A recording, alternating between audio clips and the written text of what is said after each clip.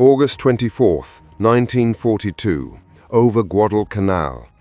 Dawn light cuts through the tropical haze as you climb your Wildcat toward a formation of incoming Japanese aircraft, the engine trembling beneath you, the radio crackling with frantic orders. There was one truth every American fighter pilot knew in the summer of 1942. If your guns jammed against a Zero, you were already dead. The mathematics were simple. The Mitsubishi A6M Zero could outturn, outclimb, and outmaneuver every fighter the United States had put into the Pacific. It was lighter, faster in a turn, and its 20mm cannons could shred an American plane at ranges where American .5 caliber machine guns were still ineffective. Japanese pilots had been flying combat missions since 1937 in China. They were veterans, they were skilled, and they knew that American pilots, for all their bravado, were terrified of the Zero. The Grumman F4F Wildcat was rugged. It could absorb punishment. It had armor plating and self-sealing fuel tanks that kept pilots alive when they should have died. But it was also slow, heavy, and sluggish in a dogfight. American pilots called it the flying brick.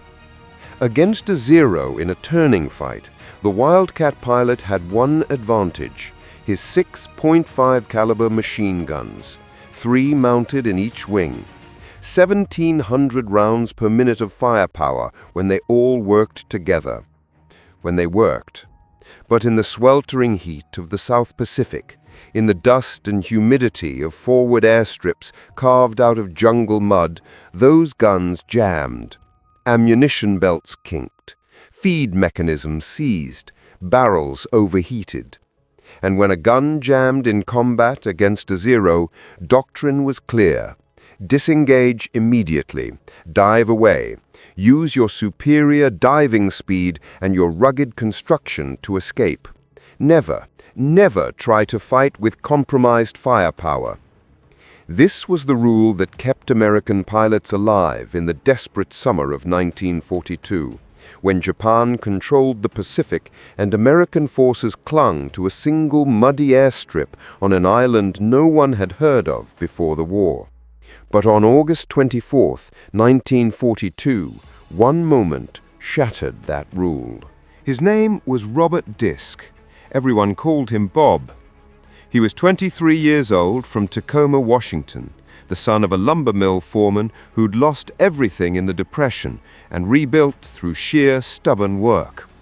Bob inherited that stubbornness. He had joined the Navy in 1940, before Pearl Harbor, when most Americans still believed the war in Europe was someone else's problem. He wanted to fly, that was all. He had grown up watching barnstormers at county fairs, watching old biplanes loop and roll above the crowds, and he knew with absolute certainty that he was meant to be in the air. He earned his wings in May 1941, 7 months before Pearl Harbor. By August 1942, he was one of the old hands of Marine Fighting Squadron 223, VMF 223, stationed at Henderson Field on Guadalcanal. Old hand meant he had been in combat for 3 weeks. In the Pacific in 1942, 3 weeks of continuous combat made you a veteran. Half the pilots who had arrived with him were already dead. Henderson Field was barely an airfield. It was a strip of crushed coral and steel matting carved out of a coconut plantation. The Marines had captured it from the Japanese on August 7th. Since then, every day, Japanese bombers came down from Rabaul to destroy it. Every night, Japanese warships shelled it from offshore. The pilots slept in tents when they slept at all. They ate rations. They drank water that tasted like chlorine and gasoline. And every morning, they climbed into their Wildcats and went up to face the Zeros. Bob Disque had shot down 1 Zero in his first week. He had damaged 2 more.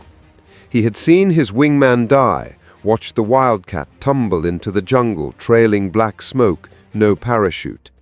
He had landed with his own plane so shot full of holes that the ground crew chief, a sergeant from Brooklyn named Eddie Caruso, shouted over the engine noise that 2 of the 6 guns had been giving trouble, feeding issues. The right outboard gun had jammed twice yesterday.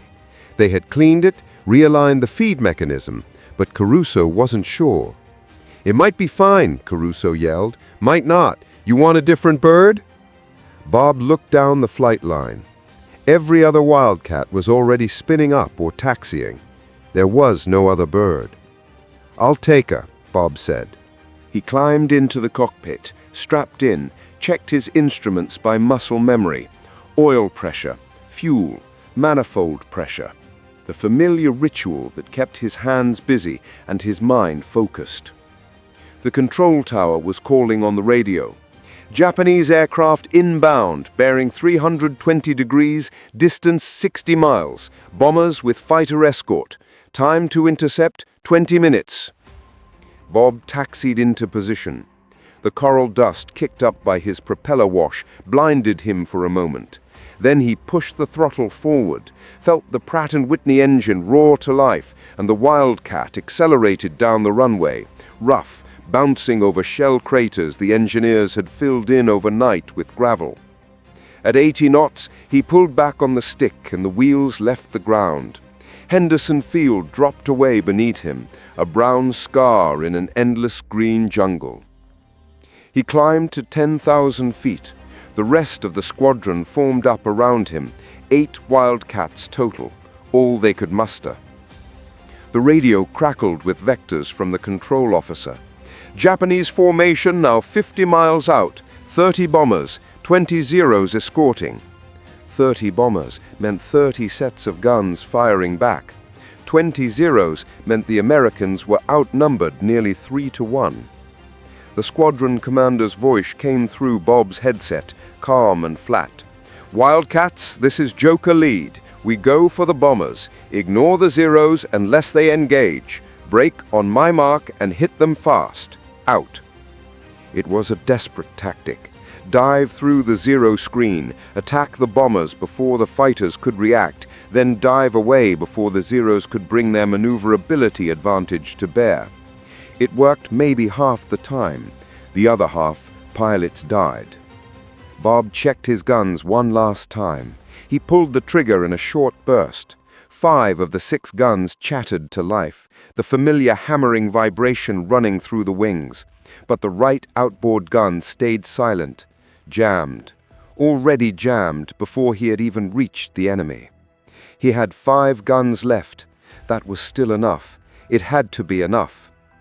At 05:23 hours, 42 miles northwest of Guadalcanal, Bob Disque saw the Japanese formation for the first time, a dark smudge against the pale morning sky.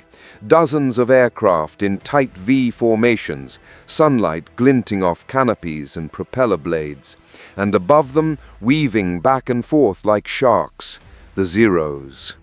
The squadron commander calls the dive, and Bob pushes the stick forward. The Wildcat's nose drops and the airspeed climbs, 200 knots, 220, 240. The engine screams, the wind howls past the canopy. The Japanese formation swells larger in his gun sight, individual aircraft resolving out of the mass. Mitsubishi G4M bombers, twin-engined heavyweights, each one carrying enough explosives to crater Henderson Field's runway. The Zeros see the Americans coming. They break formation and turn to intercept. Bob ignores them. He focuses on a bomber at the edge of the formation, lines it up in his reflector sight, and at 400 yards, he squeezes the trigger. 5 guns fire. Tracers arc out from his wings. He sees his rounds walk up the bomber's fuselage, flashes of impact, pieces of metal tearing loose.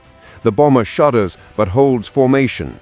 He closes to 300 yards and fires again, longer burst, 2 seconds, and this time the bomber's right engine erupts in black smoke.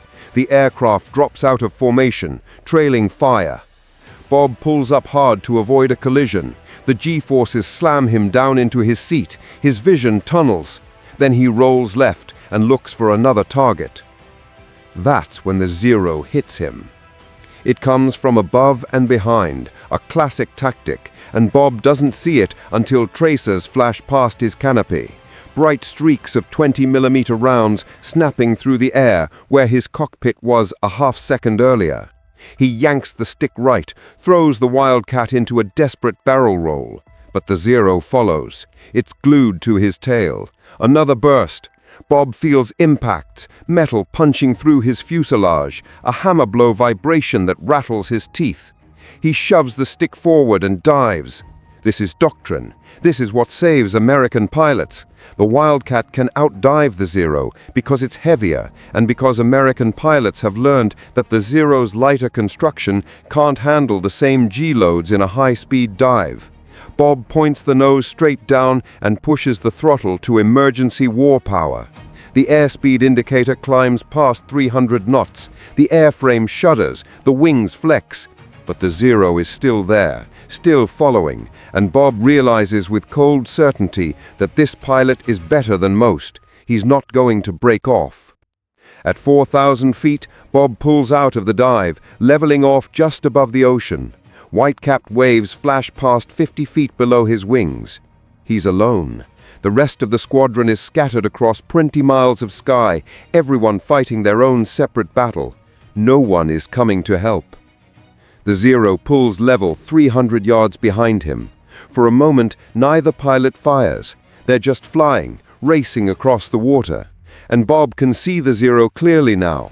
The distinctive red circle on its fuselage, the sleek lines, the grace of its design. Beautiful and deadly. Then the Zero closes the distance. 200 yards, 150. Bob turns left. The Zero follows. Bob turns right. The Zero follows. He tries every evasive maneuver he knows, jinking, skidding, varying his throttle, but the Zero sticks with him. The Japanese pilot is patient. He's not wasting ammunition. He's waiting for the perfect shot. Bob knows he has seconds left, maybe less. His only chance is to turn the tables, to force the Zero into a mistake. But he can't outturn it, he can't outrun it. All he has left are his guns. He pulls back on the stick and climbs. The Wildcat claws for altitude, the engine roaring at maximum power. The Zero follows, climbing faster, closing the gap. Bob waits until they're at 3,000 feet, then he chops the throttle and pulls the stick all the way back into his lap. The Wildcat's nose comes up violently. The airframe shutters on the edge of a stall. The Zero flashes past him beneath him.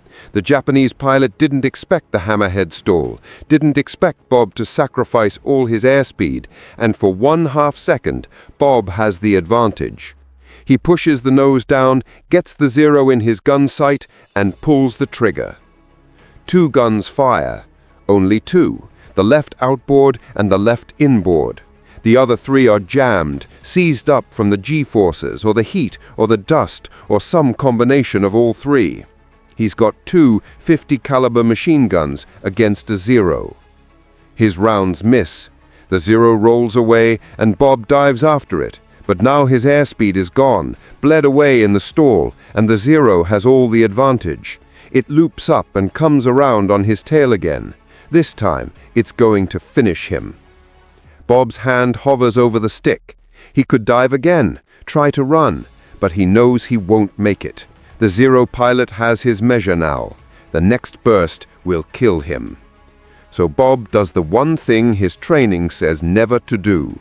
He turns into the Zero. He pulls the stick hard left, and the Wildcat heaves around in a tight turn. The G-forces crush him into his seat. His vision goes gray at the edges. But he keeps pulling, keeps turning, and the Zero turns with him. Both aircraft locked in a flat scissors turn barely 1,000 feet above the ocean. The Wildcat can't sustain this. The Zero can turn tighter. In 3 seconds, maybe 5, the Zero will slide around inside Bob's turn and get guns on him. But Bob isn't trying to outturn the Zero. He's trying to do something else. Something insane. He's watching the Zero pilot, watching how the Japanese fighter maneuvers. He sees the Zero pull up slightly. The pilot is anticipating Bob's next move, trying to position for a high-angle snapshot. And in that fraction of a second, Bob sees his opportunity. He chops the throttle, full idle. The Wildcat's airspeed bleeds off instantly. The Zero overshoots, flashes past Bob's nose, crossing from left to right at 60 yards range. Bob slams the throttle forward and pulls the trigger. 2 guns fire. Only 2, but they're enough. His rounds hit the Zero from the side, raking across the fuselage from tail to nose. He sees strikes along the wing root, sees the canopy shatter. The Zero snap rolls left and dives toward the water. Bob follows, firing again, and this time he sees pieces of the Zero's tail section blow apart. The Japanese fighter hits the ocean at 200 knots and disintegrates in a white explosion of spray. Bob pulls up, levels off. His hands are shaking on the stick. His throat is raw. He realizes he's been screaming without knowing it. The ocean below is empty. The sky above is empty. The fight has moved on without him. He looks down at his instrument panel and sees the fuel gauge hovering just above the red line. He's got maybe 10 minutes of flying time left. He turns south toward Guadalcanal. His radio crackles with voices, pilots calling out targets, calling for help, confirming kills. Someone is screaming, someone else is praying. Bob doesn't transmit, he just flies. At 05:57 hours, 34 minutes after takeoff, Bob Disque lands at Henderson Field on fumes. The Wildcat's tires kiss the coral strip, and he rolls to a stop at the end of the runway. He shuts down the engine. The sudden silence is overwhelming. He sits in the cockpit for a long moment, unable to move, unable to process what just happened. Then he climbs out. His legs nearly buckle. Eddie Caruso is running toward him across the strip, shouting something Bob can't hear yet. Other ground crew follow. They reach the Wildcat and stop, staring. Bob's aircraft is shot to pieces. There are holes in the wings, holes in the fuselage, holes in the tail. The right outboard gun's barrel is bent. The center gun on the right wing has its feed mechanism sheared completely off, ripped away by a 20mm round that must have passed within inches of the wing spar. The left center gun's barrel is cracked, probably from overheating. Only 2 guns are intact, the left outboard and left inboard, the 2 guns Bob used to shoot down the Zero. Caruso looks at the damage, looks at Bob. "Jesus Christ," he says, "how the hell are you alive?" Bob doesn't have an answer. The intelligence officer arrives 10 minutes later with a jeep and a clipboard. He wants Bob's after-action report while the details are still fresh. Bob describes the fight as best he can, the dive on the bombers, the Zero on his tail, the scissors turn, the deflection shot. When he mentions shooting down the Zero with only 2 guns working, the intelligence officer stops writing and looks up. "Say again?" he asks. 2 guns, Bob repeats, 2 out of 6, the rest jammed. The intelligence officer writes this down slowly, underlining it. Then he asks Bob to confirm the kill. Did he see the Zero hit the water? Did he see it explode? Did anyone else see it? Bob confirms it. No one else saw it. He was alone. The intelligence officer nods. He closes his clipboard. "You know that's not supposed to be possible," he says. "I know," Bob says. "You know you're supposed to disengage when your guns jam." "I know." "So why didn't you?" Bob thinks about this. He thinks about the Zero coming up behind him, the tracers flashing past, the knowledge that he was seconds from dying. He thinks about the choice he made, to turn into the Zero instead of running. He thinks about how it felt, unnatural and wrong and terrifying, to throw away every tactical advantage and bet everything on one desperate maneuver. Because running wasn't going to work, so I stopped running. The battle for Guadalcanal continued for 4 more months. Henderson Field was bombed, shelled, and attacked almost daily. Pilots lived and died in a cycle measured in days. But something changed after August 24th. Something subtle but profound.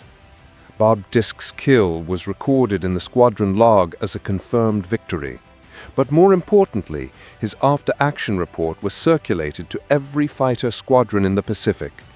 The details of how he shot down a Zero with only 2 functioning guns, how he turned into the enemy instead of disengaging, how he used the Wildcat's ruggedness and his own willingness to take punishment to create a single fleeting opportunity, became part of the tactical discussions that happened every night in ready rooms across the theater. Pilots started experimenting. They started trying things that doctrines said they shouldn't do. They started accepting that the Zero was faster and more maneuverable, but realizing that those advantages had limits. The Zero was fragile. It had no armor. A single burst from a .50 caliber machine gun could set it on fire. And if an American pilot could create just one opportunity to fire that burst, even with half his guns jammed, even at impossible deflection angles, even while pulling G-forces that grayed out his vision, then the Zero could die. The tactical manual changed. Slowly at first, then more rapidly as more pilots survived combat and shared what they learned. The emphasis shifted from trying to outturn the Zero to forcing it into brief moments of vulnerability. Boom and zoom attacks, hit-and-run diving passes, accepting the risk of turning toward an enemy in order to force an overshoot. Using the Wildcat's superior dive speed and structural strength not just to escape, but as a weapon. Diving so aggressively that the Zero pilot had to choose between breaking off or risking his aircraft's disintegration. The Japanese noticed. Intelligence intercepts from late 1942 showed that Zero pilots were reporting American fighters behaving more aggressively, fighting more desperately, accepting losses but inflicting heavier casualties in return. The tactical advantage that had belonged to the Zero since 1941 began to erode, not because American aircraft improved. The Wildcat remained outmatched until the Hellcat entered service in 1943, but because American pilots stopped believing they were supposed to lose. What no one realized at the time was that Bob Disque's fight on August 24, 1942 represented something deeper than tactics. It represented a psychological shift. The American pilots arriving in the Pacific in late 1942 and 1943 came with a different mindset than the men who had fought at Coral Sea and Midway. They came expecting to win. They came knowing that the Zero could be beaten, even with inferior equipment, even with mechanical failures, even when everything went wrong.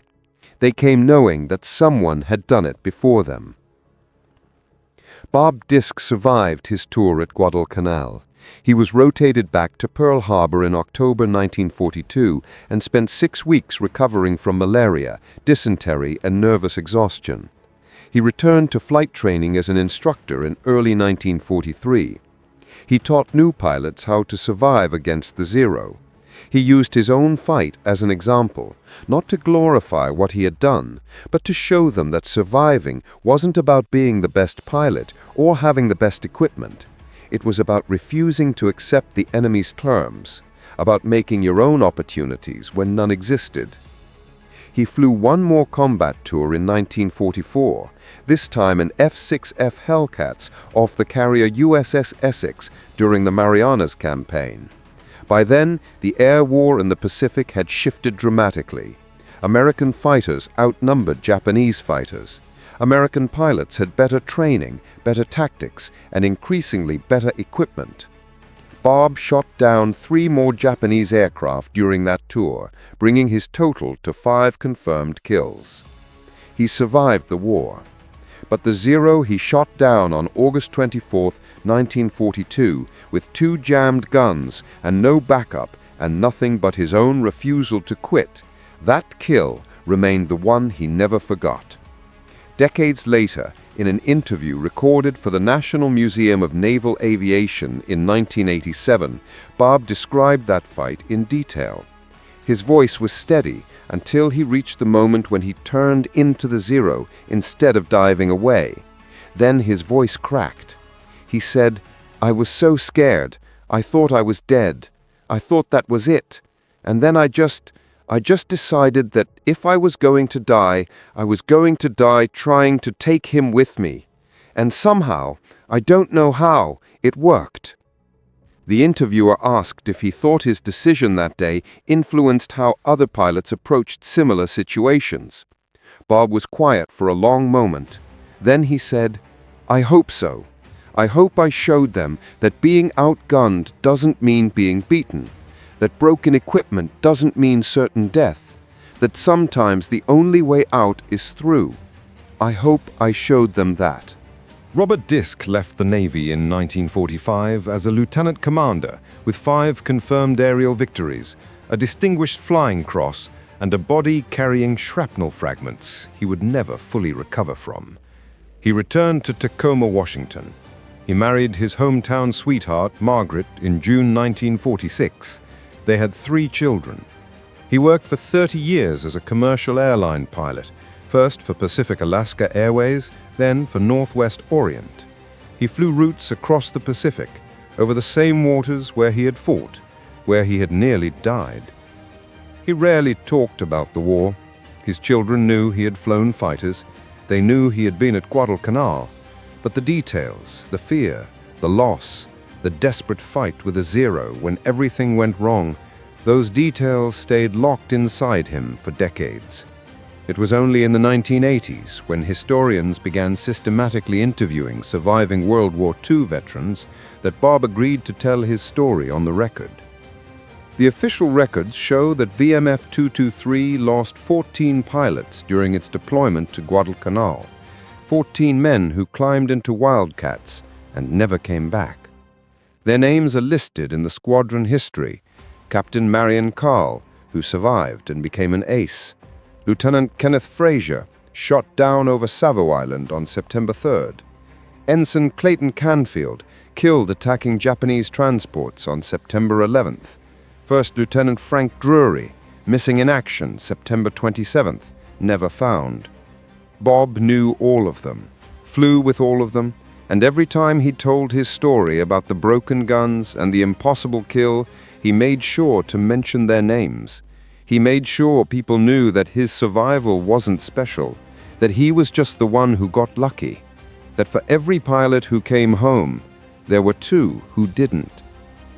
The F-4F Wildcat that Bob flew that day, Bureau number 5193, was repaired and flew combat missions for another 8 months before being shot down over New Georgia in April 1943. The pilot ejected and was rescued. The aircraft sank in 40 feet of water. No one ever recovered it. The Zero that Bob shot down was never identified. Japanese records from August 24, 1942 show that 6 A6M fighters failed to return from the battle over Guadalcanal. Hundreds of Zero pilots died during the Solomon Islands campaign. Most of them were veterans, men who had flown since the beginning of the war, who had attacked Pearl Harbor or fought over the Philippines or bombed Darwin. Their loss was irreplaceable. By 1943, Japan's elite pilot corps was gone, killed in battles over places like Guadalcanal, where they had been expected to win easily. Bob Disque died in February 2003 at the age of 83, surrounded by his family. His obituary in the Tacoma News-Tribune mentioned his airline career, his family, his community service. It mentioned that he was a World War II veteran. It did not mention the Zero. It did not mention the broken guns. Most people who knew him never knew that story. But the pilots knew, the historians knew, and the tactical lessons that came from that one desperate fight on August 24, 1942, the understanding that even broken equipment and impossible odds don't justify surrender, that aggression and courage can create opportunities where none should exist. Those lessons became embedded in American naval aviation doctrine. They're still taught today. In 2012, the National Museum of Naval Aviation in Pensacola, Florida, acquired Bob's flight logbook from his family. It's a worn, leather-bound book, stained and faded, filled with handwritten entries in neat block letters. The entry for August 24, 1942 reads simply, Combat Patrol. Engaged enemy fighters. 1-0 confirmed. Aircraft damaged. Returned safely. 23 words to describe a moment that should have killed him. 23 words to describe a decision that changed how an entire generation of pilots understood air combat.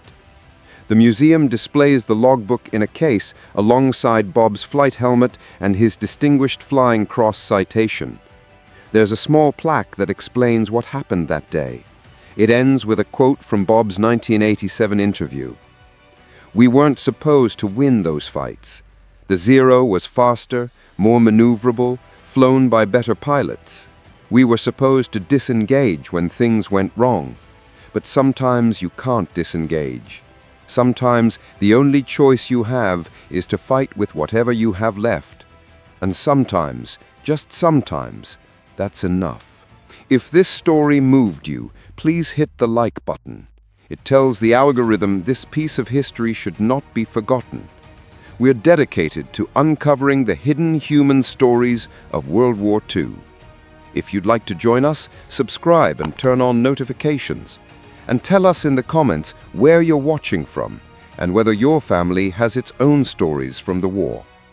Thank you for helping ensure that Robert Disque and the pilots of VMF 223 who never came home are not lost to time.